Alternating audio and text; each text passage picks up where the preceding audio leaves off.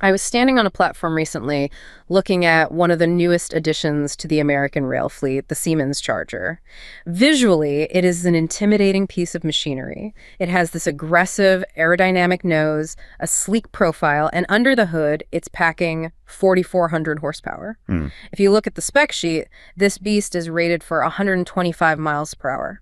Standing there, feeling the engine hum, you get this genuine sense of optimism, a feeling that American transit is finally modernizing, ready to blur the landscape and compete with the highway. Right, that feeling of potential. But then you get on board and the reality sets in. I opened a speedometer app on my phone as we departed, waiting for that promised acceleration. We picked up speed, the engine roared, and then we just plateaued. We didn't hit 125, we didn't even hit 100. We spent the vast majority of the trip hovering right around 79 miles per hour, and at times, crawling even slower. Yeah, that sounds about right. It created this incredibly jarring dissonance.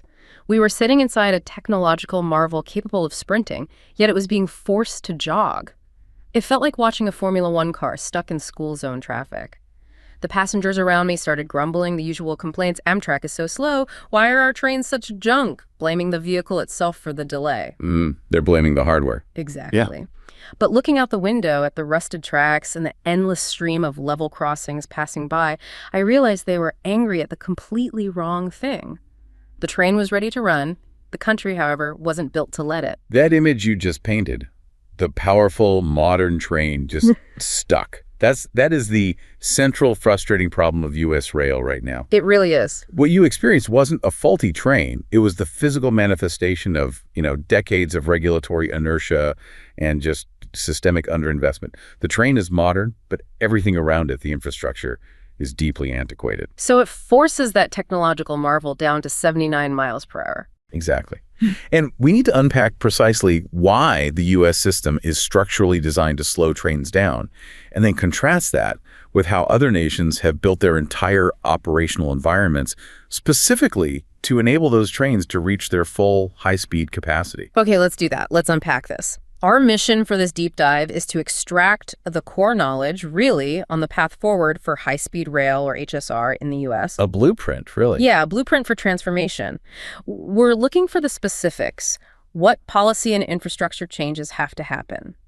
We need to contrast that painful U.S. inertia with the rapid strategic implementation we've seen deployed so successfully in places like China and across Southeast Asia. It's a huge topic, but a necessary one. The U.S. HSR challenge isn't just about, lacking ambition or funding. It feels like a unique problem of timing and entrenched infrastructure. It is. We spent decades prioritizing highways and air travel, and that created these systemic obstacles that now seem incredibly difficult to dismantle. It's a legacy problem that hits a very hard, very real speed limit. It absolutely is a legacy problem. And that speed limit, that 79-mile-per-hour ceiling you kept hitting on your app, that's not an accident. It's rooted in the mid-20th century. Really? How so? Following a catastrophic crash in Naperville, Illinois, back in 1946, the governing body at the time, the Interstate Commerce Commission, or ICC, they mandated a ruling. Okay. And that ruling said that passenger trains could not exceed 79 miles per hour unless they were fitted with expensive, specific safety systems designed to prevent human error, things like cab signals or automatic train stop mechanisms. So if you want to go 80 miles per hour or more, you have to invest heavily in what was considered advanced safety technology in the 1940s, or I guess its modern equivalent. Exactly. And that regulatory ceiling, imposed 78 years ago, has functionally persisted. It sets the default speed for most of the existing national network. Wow. And compounding this, the nature of ownership is incredibly complex. The U.S. network is overwhelmingly made up of these conventional 20th century freight lines. They're built for efficiency at 79 miles per hour. And they're all owned by different companies, right? Yeah, it's fragmented, owned by many different private freight and commuter railroads. So Amtrak, the passenger service, is basically a tenant. It pays for the right to use those tracks. Which means passenger speed, schedules, priority. All of that is constantly secondary to the economic demands of freight logistics. Always. The tracks are designed for heavy, slow-moving trains and heavy maintenance cycles, not the smooth, high-frequency needs of passenger rail. So that's why you can't just upgrade the existing freight corridor. Why can't we just run a 150-mile-per-hour train on those tracks? You've just identified a massive technical readiness gap. And the reason is, well, it's physics, safety, and operational incompatibility. Okay. The Federal Railroad Administration, the FRA, they define track safety standards based on operational speed. Most mainline U.S. track is currently categorized as Level 1. And level 1 means? It supports up to 80 mile per hour for passenger trains. Yeah. These tracks are maintained to a standard that is simply too loose, too structurally inadequate for speeds above 100 mile per hour. So what does it take to get beyond that level 1 designation? To even get to Level 2, which supports up to 120 mile per hour, you need significantly tighter alignment tolerances, better structural integrity, and often much more robust signaling. And where do we have that now? Right now, only in very limited sections. Parts of the Northeast Corridor, which allows a cellar to hit 150 mile per hour in short bursts, and Brightline, Florida, which is certified for up to 120 mile per hour. They qualify as Level 2. And that's it? That's pretty much it. And here's the key takeaway, and it's a jarring one. The FRA currently has 0 certified HSR lines. That's Level 3 or higher, which is typically 155 mile per hour or more in operation anywhere in the country. We have not even started the true HSR journey yet. That really puts the distance between aspiration and reality into perspective. And it's not just the tracks. You mentioned power. We're limited by an infrastructure designed for diesel locomotives. That's the electrification gap. High-speed rail is inherently electric. Diesel locomotives, even the modern ones, like that Charger you were on, they just can't provide the sustained high-torque power you need for the rapid acceleration and deceleration that HSR schedules demand. And they can't operate efficiently at 200 mile per hour plus. Not even close. So you have to ask, what is the state of U.S. rail electrification? And the answer is? It's abysmal. Only about 2% of the U.S. rail network is currently electrified. 2%. How does that compare globally? When you look overseas, the number is 40% in the UK, 50% in Germany, and a staggering 70% in China. Wow. And this isn't just a power source problem, it's an infrastructure supply chain problem. Electrified lines require what are called catenary systems. Those are the big overhead wire structures, right? Exactly. They deliver high voltage power to the train. Plus, you need complex substations and electrical distribution systems. Yeah. And because the U.S. has built so little of it, we have very limited domestic capacity and expertise for the design, construction, and long-term maintenance of this kind of specialized equipment. So we lack the track standards, we lack the regulatory framework, we lack the essential electrical power infrastructure. What about the trains themselves, the rolling stock? Can we even build what we need here? Historically, we haven't. We've relied on European manufacturers for our higher speed passenger trains, but this is actually where the momentum is starting to shift, which is encouraging. How so? Brightline West, which is building the Los Angeles-Las Vegas HSR line, has placed an order for their new American Pioneer 220 trains from Siemens. Okay. And the commitment is that these trains will be built at a new facility in Horseheads, New York, with production starting in 2026. So that's a huge signal. It's a crucial signal.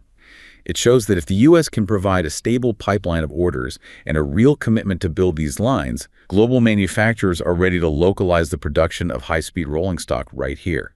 So we're stuck. We're stuck between this legacy of fragmented, slow, diesel-dependent freight tracks and this incredibly ambitious vision. I mean, the U.S. High-Speed Rail Association proposes a 17,000-mile, 4-phase national network capable of speeds up to 220 mile per hour. Right. That's not just an upgrade, that's a complete infrastructure revolution. It is. It's a massive coordinated leapfrog effort. Right. We aren't just trying to catch up to the 1980s. We're attempting to jump straight to the 2030s gold standard. Mm-hmm. And that means overcoming systems that are fundamentally designed to actively impede speed. That 79 mile per hour restriction is rooted in old regulation, but the physical environment I saw from the train window, those level crossings every few miles, that demonstrates the sheer physical impossibility of achieving speed in the first place. Exactly. You simply cannot mix a 200 mile per hour train with a local school bus intersection. That's the absolute non-negotiable cost of entry into true HSR. The fundamental physical requirement for speed is dedicated, separate infrastructure. And the key concept in civil engineering here is grade separation. Okay, let's define grade separation. Why is it a prerequisite for HSR and not just, a convenience? Grade separation is the method of aligning two crossing transport axes. So roads, footpaths, or other railways at different heights. You use bridges or tunnels. But they never meet. They never meet. The goal is simple. Ensure the flow of traffic on either axis is never disrupted. It guarantees continuous flow and, most importantly, safety. And the faster your intended speed, the more critical this separation becomes. And for HSR? On virtually all high-speed railway lines designed for speeds of 125 miles per hour or faster, grade separation is a hard physical requirement. Mixing high-speed rail with pedestrian or car traffic just results in catastrophic, predictable failure. So if the current U.S. system has thousands of these level crossings, why not just invest in better gates, better warning systems, or even police enforcement at those crossings, rather than the massive cost of building new bridges and tunnels? Why is dedicated new construction the only viable path? Because safety warning systems and gates cannot override the laws of physics. Right. Vehicle train, cyclist train, pedestrian train collisions, when they involve heavy rail moving at speed, they're almost exclusively fatal. Think about the physics for a second. A typical passenger train at 79 miles per hour needs over a mile to come to a complete stop once the operator hits the brakes. A full mile. Over a mile. And at HSR speeds of 200 miles per hour, that stopping distance is exponentially greater. The locomotive operator has absolutely no ability to prevent a collision once a car or a person enters the right-of-way. So grade separation just removes that possibility entirely. It completely removes it. It makes the corridor dramatically safer for everyone involved. For HSR, grade separation isn't a luxury. It is a life-saving necessity. It sounds incredibly expensive, but you mentioned that for railroads, it can be a comparatively efficient investment when you look at it next to highway infrastructure. It is, relatively speaking, especially when you look at the long-term cost of operations and maintenance. For railroads, grade separation is less expensive and less space-intensive than similar projects for highways. Why is that? We don't need the wide shoulders required for interstate highways, and the designs are often simpler. You typically only need a few linear bridges or underpasses, not these complex multi-directional interchanges. Eliminating level crossings is the specific focus. And this isn't a new idea. Not at all. We see historical examples proving this approach. The Great Central Railway in the UK, completed way back in 1899, was the first fully grade-separated railway in that country. And if you look at dense population centers today, like in Japan and Taiwan, many HSR lines are elevated altogether. They run on massive concrete viaducts to ensure full physical separation from the urban footprint below. So we need dedicated corridors, no level crossings, and physical separation. And that brings us back to the track quality itself. HSR track must be light years ahead of what our freight lines currently provide. What's the specific engineering difference we're talking about? We're talking about precision measured in millimeters. HSR demands an entirely different standard of track alignment and structural stability. First, you need what's called continuously welded rail, or CWR. And that gets rid of the clickety-clack sound. It does. It eliminates the joints, which provides a smoother ride and reduces the dynamic forces on the track structure. Second, we need ultra-tight alignment tolerances. How tight are we talking? Freight rail might allow deviations of inches. HSR demands tolerances often measured in fractions of a millimeter in both vertical and horizontal alignment over long distances. Wow. And third, the trackbed, the subgrade, has to be far more stable. That often requires completely new foundation work to handle the immense forces generated by trains traveling at 200+ miles per hour. That level of precision sets a completely new bar for U.S. engineering. It does. It requires highly specialized construction techniques, continuous monitoring using advanced sensors, and a commitment to maintenance standards that far exceed anything currently practiced on conventional rail. If your track alignment is just slightly off at 180 miles per hour, the resulting vibration and instability can quickly lead to a catastrophic derailment. The engineering must be perfect, continuously. Okay, so once we grasp these massive technical necessities of construction, we can pivot from the engineering constraints to the national strategy. Yes. Why is HSR necessary beyond just offering a faster commute? You said it's a fundamental matter of economic acceleration and national influence, a critical component of a nation's hard power. Exactly. So we're talking about how a nation can translate massive domestic economic success and infrastructure superiority into external influence.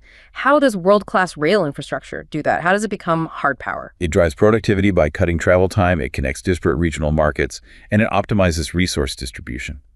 By doing all that, it strengthens the underlying economic foundation that a nation projects globally. And the effects aren't just small and incremental. No, when HSR is implemented successfully, the economic benefits are not linear. They are exponential. We can look to countries that have rapidly deployed HSR, particularly China, which has built the world's largest network, to illustrate these effects using three core economic theories. Okay, let's start with the most immediate impact, which would be the investment multiplier theory. Explain how building a long, complicated project turns every dollar invested into significantly more than a dollar of growth. Well, HSR construction requires massive, simultaneous investment across a vast industrial supply chain. We're talking about steel, concrete, advanced electrical equipment, machinery, sensors, communications tech, software integration. The whole works. Everything. This demand immediately stimulates multiple sectors of the economy. The theory holds that for every unit of capital invested, it generates multiple units of GDP growth. Can you give us a concrete example of that economic stimulation? Certainly. Sources analyzing the system in China suggest that if an HSR project involves an investment of, say, 100 billion RMB over a 10-year construction period, that initial spending directly stimulates demand for all those things I just mentioned: materials, rolling stock, signaling systems, totaling about 100 billion RMB. So the spending itself creates an equal amount of direct GDP. Right. But because that money flows through the materials industry, the finance sector, the labor market, it generates a multiplied effect on national income and productivity that far exceeds the initial capital spent. And this demand translates directly into massive job creation, which is arguably the most politically salient aspect of any HSR investment. It is a phenomenal engine for employment growth, and it covers a massive spectrum of skills. Data from the Chinese experience shows that on average, 4,000 people are employed directly during construction for every billion RMB invested. And that's a diverse workforce. Incredibly diverse. About 30% are highly skilled managers and technical staff, while the other 70% are vocational workers, track layers, welders, electricians, general laborers. So if we scale that up using the 100 billion RMB investment figure, that creates 4 million direct jobs during the construction phase alone. That's just an astonishing logistics effort. It is, and that's just the direct labor on the track and in the facilities. If you then factor in the indirect effect on boosting domestic demand, using a typical multiplier of 3, the construction also provides around 12 million indirect jobs across related sectors. Like manufacturing the steel, making the electronics. Exactly, and providing the services needed to support such a large mobile workforce. Yeah. In the U.S. context, where job creation metrics are key, every single $1 billion invested in HSR is projected to generate 20,000 jobs. It is an undeniable, powerful economic engine. Okay, that covers the immediate impact of building. Now let's move past the construction phase and look at the second theory, the spatial spillover theory. How does HSR fundamentally change the economic geography of a nation? The spatial spillover theory explains that HSR fundamentally changes people's perception of distance. It's a phenomenon we call spatial temporal remodeling. Spatial temporal remodeling. Meaning, people stop thinking about distance in terms of physical space, kilometers or miles, and start focusing on time. Hours. The distance between Beijing and Shanghai is no longer a challenging 1,300 kilometers. It becomes a routine 4.5-hour trip. That mental shift must shatter old logistical bottlenecks. It creates entirely new economic realities and speeds up everything. It fosters the emergence of defining concepts like half-hour urbanization, 1-hour economic circles, and 3-hour logistics circles. Right. When travel time is dramatically reduced, it accelerates what we call element flow labor, capital, technical knowledge, production components, and it creates a much more cost-effective environment for social and economic development by decreasing transaction costs for industries that locate along the line. And this rapid, cost-effective movement of resources creates a regional integration effect that breaks down traditional administrative boundaries, maybe even rivalry. Precisely. HSR encourages the restructuring of employment and industry across regional lines. This integration allows for specialized labor markets and a functional dual-city lifestyle. So a skilled worker could live in City A where housing is cheaper, but easily commute to a high-paying job in City B. Exactly. It optimizes resource distribution over a much wider area. The Beijing-Tianjin intercity railway, for example, which began operation in 2008, dramatically accelerated regional integration. It effectively linked the two major locations into a single symbiotic economic unit almost overnight. That leads perfectly into the third major theory you mentioned, the pole axis theory. This sounds like HSR is literally drawing a new centralized economic map across the landscape. It is exactly that. Polish economists Zaremba and Malis propose this theory. It states that regional economic development flows hierarchically, from specific development points to an axis, and then from that axis outward to the surrounding surface. So the HSR lines are the foundational axis of economic development. Right. They connect the economic links between strategically important growth poles. And those growth poles are the cities where the HSR stations are located. They become the magnets for capital and population. They become the centers that drive economies of scale and scope, creating what is known as a high-speed railway economic belt. This model is a powerful tool for regional economic restructuring. HSR enables big cities to transfer high-volume, low-margin industries, populations, and lower-tier service functions, a strategy known in China as vacating cages and exchanging birds. So they move those industries out to smaller, developing cities along the route, and the smaller cities benefit by absorbing that growth. They are encouraged to build nests to attract phoenixes, meaning they actively take on the transferred industries and promote economic transformation, supporting a division of labor along the value chain. And this process propels regional economic growth and creates these integrated metropolitan areas along the railway line. Exactly. And the development of the Zengdong new area is the definitive case study for this pole axis effect. So tell me, what happened in Zengdong? Prior to the HSR installation, this area, which was a major development zone near Zhengzhou, was often nicknamed a ghost city. It was desolate, rural, with extremely slow GDP growth. It lacked investment and population. A total failure, basically. It was on that track. However, following the success of construction and operation of HSR starting around 2010, the area was suddenly plugged into the national high-speed network. It transformed into an ecologically livable, modern metropolis, a new hub for finance and technology. What were the growth numbers like? It saw average annual growth rates of up to 37% between 2010 and 2022. The HSR line acted not just as transportation, but as the foundational catalyst that attracted the necessary investment in industry. It fundamentally shifted its development situation from failure to phenomenal success. The economic case for HSR, then, is clearly about fundamentally reshaping and powering national economic strength. Without a doubt. That domestic success, the sheer speed, scale, and strategic economic benefits of HSR has allowed rail to become more than just an internal driver within China. It's now a foreign policy instrument, particularly through the Belt and Road Initiative, or BRI. Let's shift our focus outward and examine this geopolitical dimension in Southeast Asia. This external focus is highly strategic and directly addresses some of China's deep-seated geopolitical vulnerabilities. Since 2013, the BRI has used massive infrastructure investment to deepen engagement with foreign counterparts. And rail transport specifically has immense geopolitical impact. Why rail in particular? Because it dramatically improves inland connectivity across Eurasia. And crucially, these new land routes are inherently less vulnerable to external military intervention like naval blockades than established sea transport routes. And this ties directly to the famous Malacca Dilemma, which China has sought to circumvent for decades. It does. The Malacca Dilemma refers to China's over-reliance on the Malacca Strait for energy and trade, a strait that is easily blockaded by hostile naval powers like the US or its allies. This vulnerability spurred Beijing's search for alternative trade routes to the Indian Ocean through Southeast Asia, notably via Thailand and Myanmar. So suddenly rail isn't just about moving people, it's about securing supply lines and national energy security. Precisely. And Southeast Asia is considered the most important and favorable BRI region due to proximity, deep historical ties, and growing economic integration. ASEAN has been China's top trading partner since 2020. And the technical state of the existing Southeast Asian rail systems sort of played right into China's hands, didn't it? Most of the legacy networks couldn't handle HSR anyway. Exactly. The conventional rail systems in most of these countries are colonial legacies.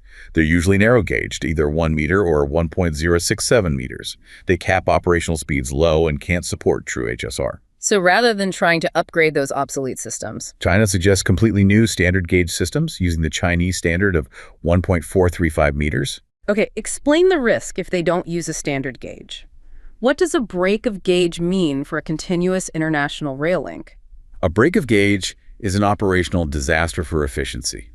If the track width changes from one country to the next, the train literally cannot run continuously. At best, cargo or passengers have to be transferred from one set of rolling stock to another at the border, which is slow and expensive. And at worst, the entire train bogie, the wheel assembly, has to be physically replaced. It's a complex, time-consuming operation. So by pushing for completely new, standard-gauged HSR, China ensures smooth, high-speed, and interoperable international service, which reinforces their technology dominance in the region. Let's detail the projects in this geopolitical strategy. Let's start with the countries that provide the most immediate strategic benefit for China, the direct connection routes. The first category involves Laos, Myanmar, Thailand, and Vietnam. All of them are critical components of the historical Singapore-Kunming Rail Link, or SKRL, vision from back in the 1990s. The Myanmar route holds immense strategic value. Right. The Myanmar route offers direct access to the Indian Ocean, solving that Malacca Dilemma vulnerability. It's the backbone of the comprehensive China-Myanmar economic corridor, designed to run from Kunming down to Port Kyaukphyu on the Indian Ocean. However, despite its value, this project has faced debilitating hurdles. What kind of hurdles? It's been postponed twice, first in 2014 and again in 2020, due to complex negotiations, geographic difficulty with massive mountains and tunnels, and, most critically, political instability. The ongoing civil war and intense insurgency within Myanmar continue to impede any meaningful construction. Even though China keeps building its own section on its side of the border? Right. They're building right up to the border, ready to connect. But the other side isn't ready. So what about the central route, through Laos and Thailand? That seems to be moving much faster, particularly through Laos. It is. Laos, being landlocked, saw the HSR link with China as an existential necessity to overcome its geographic isolation. It moved quickly to complete its link in 2021. But the cost was enormous. Monumental. The construction cost was about $6 billion, which was nearly 40% of Laos's entire GDP. That financial arrangement grants Beijing significant long-term economic leverage over the landlocked nation. And what about Thailand's part of that route? The Sino-Thai HSR, connecting the Laotian border down to Bangkok, has been far more tumultuous. There's been internal political instability, funding debates, but construction is underway, scheduled for full completion by 2031. But that only gets to Bangkok. Correct. The Thai portion only connects to Bangkok. Construction for a southward HSR line from Bangkok towards Malaysia, which is crucial for this SKRL, has not yet started. Vietnam's connection seems historically established, but its progress now is limited. That's right. China's rail connection with Vietnam is the most established, with sections converted to standard gauge back in the mid-1960s for military aid. But today, most of Vietnam's network is narrow-gauged, limiting direct service. And their relationship with the BRI has been cautious. It was, but bilateral cooperation has warmed dramatically in 2024. Hanoi is becoming much more active in pursuing HSR links to China, particularly the route from Lao Cai through Hanoi to Haiphong. Still, concrete implementation remains limited. The biggest prize, Vietnam's crucial north-south HSR line between Hanoi and Ho Chi Minh City, is currently the subject of intense competition between China and Japan. What about the potential direct connections, like that massive project in Malaysia? Malaysia's East Coast Rail Link, the ECRL, is one of the region's largest BRI investments. It's costing over $12 billion. It's a major effort to develop the less prosperous east coast of the Malay Peninsula, and is slated for completion in 2027. But again, the physical gap remains. Yes. The crucial gap is the missing 1,500-kilometer connection between Bangkok and Kuala Lumpur. This link is challenged by the long distance and persistent political instability in southern Thailand, and both governments are currently occupied with other rail projects. And finally, the Beyond Connection Group. These are the archipelagic nations like Indonesia and the Philippines. They offer geopolitical influence despite no physical rail link to the continent. Indonesia and the Philippines are strategically vital because they control key international straits and sea lanes. So here, China's projects are focused on major islands, establishing influence through flagship local infrastructure. Like the Jakarta-Bandung HSR in Indonesia. Exactly. A 142-kilometer line costing $7.3 billion. That was a huge win for Beijing. China secured the contract in 2015 after intense, years-long competition with Japan and brought the project into operation in 2023. It demonstrated Beijing's superior financial flexibility and capability to execute large-scale projects quickly in these Southeast Asian environments. That Jakarta-Bandung loss must have been a real wake-up call for Japan, China's primary competitor in this regional infrastructure diplomacy. It absolutely highlighted the intense dynamics. Japan focuses its strategy on modernizing existing narrow-gauge networks. It's an approach that's often more economically feasible and carries a lower initial financial burden for the host countries. And they focus on different routes. Right. Japan also targets east-west links in Indochina, routes that Beijing largely ignores in favor of its north-south continent connecting axis. Tokyo has gained significant ground, particularly in the Philippines, securing contracts like the north-south commuter railways. especially after the current Philippine administration shifted away from what it viewed as uncertain Chinese funding. But the loss of that Jakarta-Bandung contract showed where China has the decisive advantage. China's advantage is financial flexibility. It could deploy financial weaponry. Japan faces domestic financial constraints, especially with the weakening yen.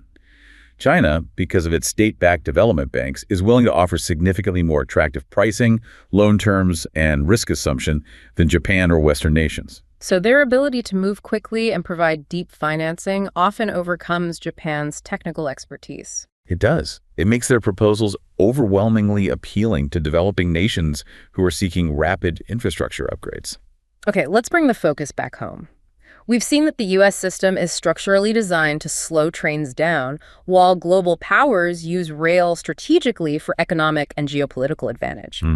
If the U.S. is serious about HSR, what specific systematic reforms must we adopt to overcome the inertia and delivery challenges we identified in the opening? We need to adopt these global best practices to make HSR projects repeatable successes. The necessary reforms have to target every phase of the project life cycle. But we must start with the biggest single time and cost sink in American infrastructure: permitting and land acquisition. The red tape. The red tape. Yeah. In the U.S., the bureaucratic and legal process for gaining approval can routinely take longer than the actual physical construction, and that leads to monumental cost overruns. How does that play out in terms of time and money? Any federally funded HSR project has to comply with the National Environmental Policy Act, or NEPA. That requires a full environmental impact statement, an EIS. The average EIS takes 4.5 years. 4.5 years just for the report. And it often stretches to 6 or 7 years because of layered state requirements and constant vulnerability to litigation. This delay drives up the total investment cost substantially due to inflation, extended overhead, and the requirement for continuous expensive environmental monitoring. And that delay has massive real-world financial consequences, doesn't it? Absolutely devastating ones. Look at the Caltrain electrification project in the Bay Area. It faced a 19-month delay just waiting for federal approval for its full scope. And that was just for the paperwork to clear. Just for the paperwork. That delay, caused purely by bureaucratic process, ultimately pushed the total cost per mile to 6 times higher than similar electrification projects built at the same time in countries like France or Germany. Those international projects, using streamlined integrated permitting, can start construction years earlier.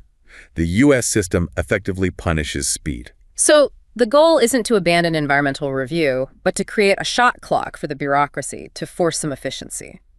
What are the concrete solutions to streamline permitting? We need 3 concurrent reforms drawn from international best practices. First, regional coordination. Instead of forcing centralized control, we should establish multi-state HSR coordination councils. To get everyone on the same page. Exactly.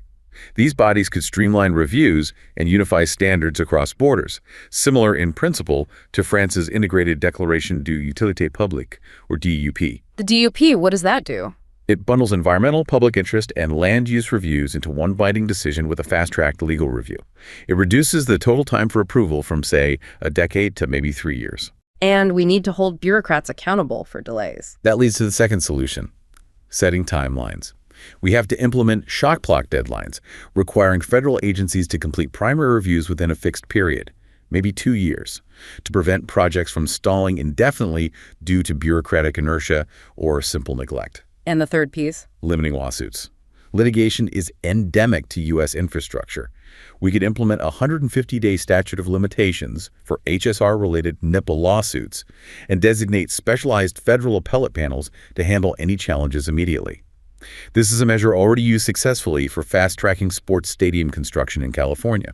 And we are seeing some targeted movement at the state level to tackle these obstacles, particularly in California with third-party utility permits. Yes, Senator Scott Wiener's legislation, SD 445, is a crucial example of targeted reform. It seeks to impose mandatory deadlines on third-party entities, local governments, utilities, telecom companies that have to issue permits or move their infrastructure. And it gives the transit agencies some power? Real power. It empowers the transit agencies to begin construction if these third parties ignore the deadlines. The state's inspector general identified coordinating permits with these external entities as a top risk to the entire California HSR schedule. This administrative reform directly addresses one of the most unpredictable sources of delay: Permitting gets the headlines, but land acquisition is another critical factor that silently bankrupts projects and kills timelines. California's HSR is still struggling with it after more than a decade. The U.S. approach has to evolve from this reactive, costly parcel-by-parcel purchasing to a proactive corridor-first strategy. We need to preserve rights-of-way early through land banking and advance acquisitions. This has to be a federal priority. And smart routing is essential. Absolutely. Prioritizing existing public rights-of-way. The Brightline West project is a great example. It's utilizing the I-15 highway median and public desert land for much of its alignment. That drastically reduces the need for complex and contentious private land acquisition. And when private land is necessary, how can the system be fairer to property owners while still accelerating the process? By prioritizing fair and respectful compensation, proactively. Infrastructure projects have to move away from the adversarial negotiation model. So instead of lowballing them. Exactly. Offering compensation that is 10 to 25% above market value before condemnation proceedings even begin encourages voluntary cooperation. It reduces the emotional and financial strain on communities and dramatically cuts down on the protracted legal battles that can delay construction for years. It's an investment in goodwill that pays dividends in speed. Okay, let's discuss the necessary enablers, the long-term money, and the skilled people needed to do the job. First, the funding model. How do we ensure HSR receives the consistent patient capital it needs? HSR is capital intensive. It requires consistent long-term investment, not just one-off federal grants. The U.S. must establish a dedicated HSR trust fund. Like we did for the interstate highway system. Precisely. That was the foundation that made the highway system possible. Proposals have included reallocating a portion of the existing federal gas tax or exploring targeted surcharges on short-haul flights, where HSR offers a direct, superior alternative. And states need to contribute, possibly through innovative financing, like California's use of cap-and-trade bond revenues. Beyond direct government funding, what specific financing tools can mobilize private capital by managing the enormous risk involved in these projects? We need to leverage existing federal mechanisms that are designed specifically for patient capital. First, private activity bonds, or PBs.